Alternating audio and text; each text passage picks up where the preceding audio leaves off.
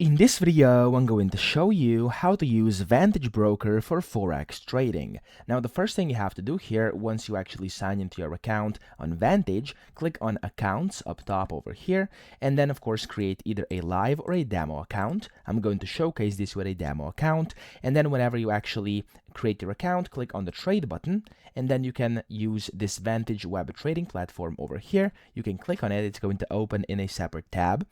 And to actually use Vantage for Forex trading, here on the left, you can see it says market, and you have a few options. You have your watch list, crypto, and then also a few other things such as Forex over here. So just click on Forex, and then you can just select what pair you want to trade. So for example, Euro US dollar. And as you can see here, the markets currently are not open, so I can't actually show you how to trade. But over here on the right hand side, you'll be able to see the sell and buy button. You'll be able to select your order you want to create, set take profits, stop losses, volume, etc. And then you can just go ahead, click on buy or sell, and you're good to go. So that's how you trade Forex. I hope this video helped you out. If it did, please subscribe to the channel and help me out as well.